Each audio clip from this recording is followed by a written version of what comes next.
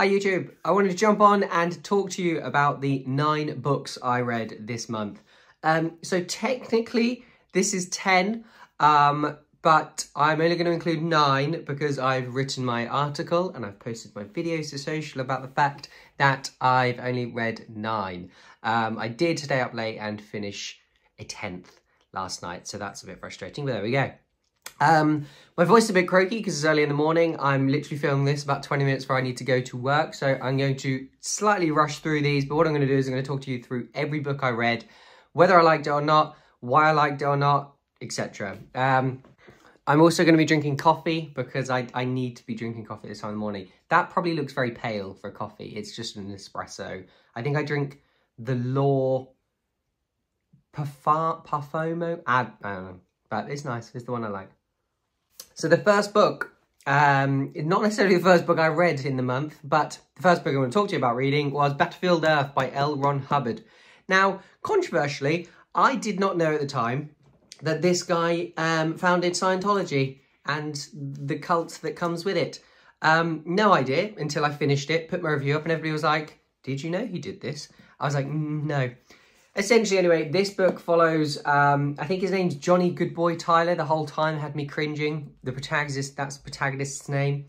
And essentially, it's one of the longest, not necessarily longest books I've ever read, but it felt like one of the longest books I've ever read. Kindly, the publisher, Galaxy Press, sent me a free audiobook to listen to it, to help with that, because otherwise this probably would have taken me years. This particular copy I ordered is so old, you can order other books by L. Ron Hubbard via a little slip, which I think is cool. Don't know why they don't do current books like that, but anyway. It follows Johnny Goodboy Tyler. Essentially, it starts off with him kind of being trapped by this alien creature.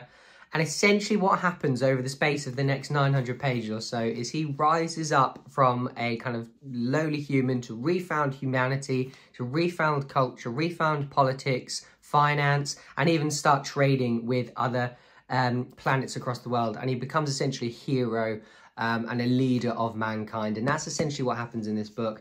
There were massive moments where I was like, this is incredibly dull. This doesn't need to be in here. But then there were some really cool moments which were like science fiction heaven. There were a lot of action scenes. There were some, as I was just saying, dull scenes. The writing itself was quite interesting, very elegant in a lot of the prose that's written about it. And yeah, I think it's a good science fiction novel if you're not bothered about the fact that this guy went on to create a few crazy people in the end. The next book I want to highlight, or I read, not in order, is Red Rising by Pierce Brown. Now, I did a video on this recently over on my TikTok, and essentially I talked about how much I adored this and how desperate I was to jump into the second season.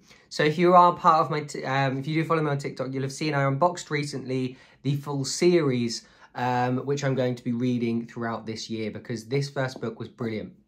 This follows a chap called Darrow, who is essentially part of the Red class, if you will, and essentially you work up your different ways until you get to the Gold class, and he wants to essentially fool, he becomes a spy for the Gold, or for the Red, I guess, to the Gold. I'm not really sure how to speak words this time in the morning, but essentially he wants to overthrow the Gold and help the Red rise up.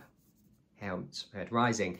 It's fascinating. The pace was brilliant. I think Pierce Brown almost wrote in a very unique way in that if he didn't want to write about a specific element, he just kind of told you it happened. So like if there was like a big moment where a little battle happened, rather than kind of over a few chapters explaining the battle and maybe people getting lost because they're like, oh, what's going on here? Who's fighting who? He literally just explains such and such, battle such and such, we captured such and such, and that is literally how he did it, which really helped with the pacing of it, because sometimes that part of the book I'm thinking, I don't need to be reading about this, just tell me they did it and then get to the juicy bits. But then some people might like that, they might think that's the juicy bit, but really, really action-packed. The characters were fantastic. There's a romance in here which is surprisingly good for a book that is otherwise quite kind of gritty.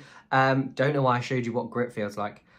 Quite gritty, quite science fiction, fantasy, those elements. So the romance in this shocked me as well. So that was impressive. Red Rising, very much recommend it. I've not told you what rating I gave them. So Battlefield Earth, I gave a 4.25 out of 5 on my blog. And I gave Red Rising a 4.25 out of 5 as well. Only because I think Golden Sun and some of the sequels are going to be 4.5s, if not 4.75s, from what I've heard from other people. The next book is Battle Song by Ian Ross. Now, Battle Song follows a young squire and essentially his journey to become a knight. I'm not sure when this is set. It might tell me at the start. I think it's... Oh, here we go. It starts off in 1262 England. The 46th year of King Henry III. So if you want to know how early that is, it's 5 King Henrys before the King Henry that everyone knows about back in the... a couple of hundred years ago. It follows the young squire and his journey to become a knight. I did enjoy this, not as much as I was hoping. I do like historical fiction. This does have kind of Viking elements to it, battling, knights of the realm, this sort of thing. It's not quite kind of King Arthur level of Knights of the Realm, but it is a similar idea that you're noble, you have to earn your knighthood, that sort of thing. The characters were quite good. There's a kind of leader figure who is one of those leader figures that you respect because he will tell you how it is, but at the same time is quite a nice person at the same time, which I've got a lot of time for. So that was Battle Song by Ian Ross. Not a lot to talk about with that one just because it was quite a simple book. I think I gave this one a 4 out of 5 on my website. The next book is Whalebone Theater. Now, Whalebone Theater was fantastic. Whalebone Theater follows the story of, I can't remember her little name, but essentially it follows 3 young children, one of whom is our kind of main protagonist, and then the other 2 are her siblings. We start off, and it covers kind of 2 decades. We start off with her as a young child in a big manor, and she's getting a new mum, essentially, because her previous mum died. She's not particularly well looked after by her dad and this new mum, and so she becomes quite independent, and a lot of the house staff become her kind of parental figures.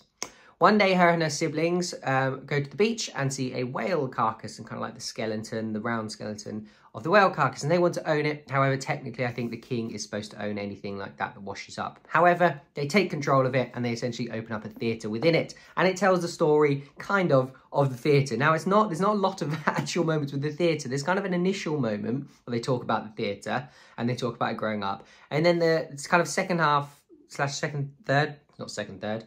The final third of the book is more about these people as adults and how they interact with each other. It happens during the war. It starts off in the 1920s, goes to the 40s, happens during the war, and it talks about their different experiences during the war, how women were treated, how men had to kind of be conscripted, but not necessarily fight, but do other things, and how one of the brothers, or the brother, ends up not becoming a fighter, how that affects his father. It's a story about siblings and their love for each other, their journeys. The writing is stunning. There's actually some unique elements in this, kind of like news. There's letters written, there's posters showing, that sort of stuff. It's quite interesting. Very brave for a debut author. So this is Joanna Quinn. I think she's got some experience of writing before. I can't quite remember what.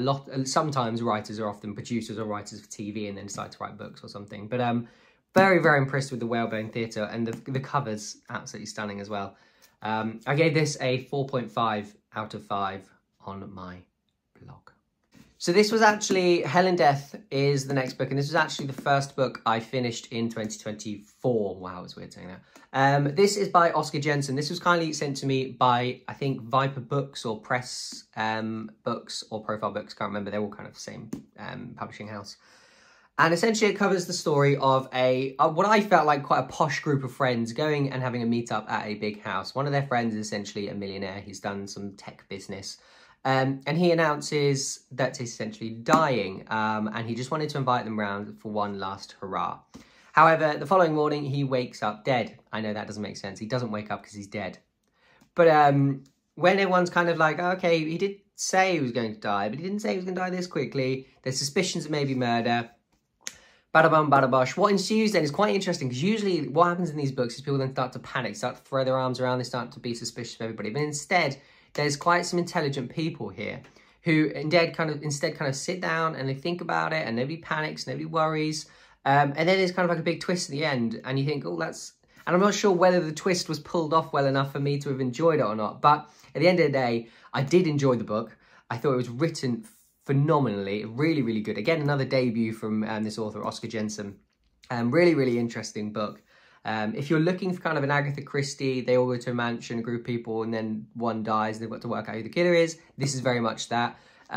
It feels very kind of, they all get locked in by snow, can't leave, that sort of thing. So that's an interesting element. And yeah, it's a really good kind of murder mystery in that sense. You do spend a lot of the time working out. There's some really well written histories and backstories behind the characters, which not only make you interested in the characters more, but also make you constantly trying to work out, okay, would that cause that person to want to kill the dead person? And that's really, really interesting as well, and really well done by Oscar Jensen. So a lot of the book is kind of filler to help you kind of solve it. And then twist at the end just kind of is like, well, doesn't matter if you did any of that because I've done something different. And that was quite interesting. So brave effort from Hell and Death. Also, the cover is absolutely stunning. Really, really impressive. This kind of gold text, this red writing behind it. Absolutely loved it. So that's Hell and Death by Oscar Jensen. This came out properly about, I think, mid-20th of April, January, something like that. So definitely worth checking that out. This is Eleanor Oliphant. It's Completely Fine by Gail Honeyman. I just realised I didn't give a rating for the Hell and Death. So Hell and Death, I gave a 4.25 out of 5 on my blog. But anyway, Eleanor Oliphant is Completely Fine. I gave it 4.5 because this book was brilliant. If you want to work out my system for how much I like a book, 4.5 is loved it. 4.75 is one of the best books I've ever written. 4.25 was, it was great. 4 is, it was a good book. 3.75, it was average. There you go. Eleanor Oliphant is Completely Fine by Gail Honeyman follows Eleanor Oliphant and her kind of short period of time. So what we essentially do is we pick up Eleanor Oliphant's period of her time where some really important things happen. She meets a guy called, I think it's Nathan, who is essentially this incredibly perfect guy. Not in a romantical sense. Is that a word? Just in a, he's nice. He's kind, he's supporting, he's patient. He doesn't care that she's got some oddities that other people are put off by. He introduces her to things she's never done before. Family, parties, dancing, alcohol, socialising, these sort of things. And along the way, he expects absolutely nothing back in return from her. He kind of builds a love for her that's much deeper than kind of a romance love. It's a love and a feeling of wanting to help somebody that he knows he can help quite easily and support. At the same time, she starts to work out she's got quite a dark history and dark past. She's got a mother who is absolutely awful, who we believe to be in prison, who she rings once a week, and essentially her mother just abuses her for being an awful human being every week. And so she goes to therapy to try and work out what happened and why her mother's horrible, why her mother's even in prison because she can't really remember. So that's really, really interesting. And the writing itself is fantastic. Eleanor Oliphant is lovable because she's funny, because she doesn't really care. She doesn't understand a lot of kind of social norms. Nathan is fantastic and lovely because he just is. And it's definitely a book I'd recommend. As I said, 4.5 out of 5. I know I'm late to the hype of Eleanor Oliphant. I think it came out like 2016 or something like that. But essentially, if you've read this, you'll know how good it is. And I think everybody that read it has really enjoyed it. Really funny at times and also quite dark and harrowing at others. So definitely recommend this. Next up is The Night of the Moon by Gregory Contaxis. Now, I've read Gregory Contaxis' debut novel. This is a fantasy. His other one was a fantasy. I really enjoyed his debut novel. And this is essentially a prequel to the world that is. So it's about a bounty hunter called John the Long Arm, and he's essentially in a pub, and he's about to hook up with a prostitute, I think. And he's then asked by the army, he's at Combs outside, he's asked by some soldiers of the Empire to go and hunt a man who has essentially betrayed his king. What ensues then is a very short, you can literally see how thin it is, story about him attempting to go and find this person. He meets up some friends, and one person who's not a friend on the way. There's even a romance in this. Realistically, I felt like this was a little bit, it felt rushed, which is, I know the problem with novellas is that they can feel rushed. However, I have read novellas where rather than trying to tell a long story in a short amount of time, they've just told a really interesting, snippet of a story. And I think that's a better way of doing prequels. So I gave this a 3.75 out of 5 because I didn't rate it that highly, unfortunately. But I think if you have read Gregory Contaxis' first book, which I think is called The Return of the Knights, this might be something you enjoy. I know it's got some other good reviews. It may just be me that felt like it was rushed a little bit. It may just because I do struggle sometimes with kind of novellas, especially this short. This is literally 85 pages long, just because for a fantasy especially, really got to build a lot of the elements to make it kind of that interesting. So unfortunately this one didn't quite hit for me. So I'm hoping, I think Gregory contacted me yesterday, so he'd like me to have his arc of his second book in this series. So I'm really excited to get that and read that, and hopefully I will enjoy that more. River East, River West by Aube Ray Lescure. I think it's Aube. Essentially, this is a story about two different lives happening at the same time, or not at the same time, but two different lives happening at different times in China. It's a alternative history kind of story. One is set in like 1980s China about a man called Lu Fang, and it's his story from becoming like a young man into a businessman. Along the way, he has an affair with a woman called Sloane. We then are told of a story in 2007 China about a woman called, oh my gosh, I've forgotten her name, Alva. And essentially, Sloane is her mother, and Lu Fang and Sloane are together at this time. So it tells his story building up to that, and it tells Alva's story in just kind of like this 1 year gap where she has this coming of age year where she learns about drugs, she learns about sex, she learns about boys, she learns about growing up, she learns about socializing and the pettiness of people. And along this, there's a big political and kind of cultural awareness of China at the time. Now, I have no idea, I'm not strong on my Chinese history, whether this is realistic. So essentially, something happens in 2008, which is big in China. And I looked it up and it might have happened, but I don't know, so we'll see. But essentially, it follows their lives. Now, this is fantastic. I love this. 4.5 out of 5 for me on my blog. But essentially, it tells their stories. And what I found fascinating is it's not necessarily the most action-packed book. There are some moments in it that will shock you a bit later on. And some bits that may trouble you. And there are some trigger warnings I would definitely recommend looking up online if you're about to read this. However, what it's about is it tells the story of these two people and how China and people around them affect them incredibly strongly. And it's really, really powerful. As I said, the plot and the action aren't necessarily that fast-paced, but because of how well written the characters are, I think this is really, really powerful. I found myself picking this up and really, really struggling to put it down again, and then being excited to pick it up again, which says a lot. So that's River East by River West by Aube Ray Lescure. I was kindly sent this again by the publisher and really, really enjoyed it. I think this is going to be a big book this year, so definitely check it out. Then the final book on my list is Girl Interrupted by Susanna Kaysen. Girl Interrupted was a book I was kindly given by a friend. Need to give it back. But essentially covers the story of Susanna Kaysen. In 1967, after a session with a psychiatrist she'd never seen before, 18-year-old Susanna Kaysen was put in a taxi and sent to McLean Hospital. Never knew it was about Susanna Kaysen. Interesting. Anyway, so is it kind of memoir? I have no idea. That's the problem. So it was very short. I listened to a lot of it on audiobook. It tells a story of her being put into a what is essentially McLean Hospital, essentially a psychiatric hospital for women, and she's treated for depression. Along the way, she meets some people that are a little bit psychotic, and it tells her story of kind of her time in this hospital. Now, the problem is not a lot happened.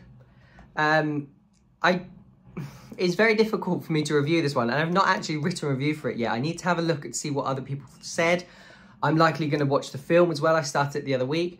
But essentially it confused me because I was like, not a lot happened, so I don't know what to write about. The characters themselves are obviously interesting because they're all a little different to how most people are. In terms of what actually kind of like the plot moments, the big moments, not a lot of big plot moments happens. So it's something that I really struggle to review. So I've not given it a full rating on my blog. I gave it a 3.75 on Storygraph, which is where I do a lot of post my kind of ratings before I actually post them onto my blog. But other than that, I really struggled to kind of find out what I liked about this book and whether it was a book that I would be interested in recommending to other people.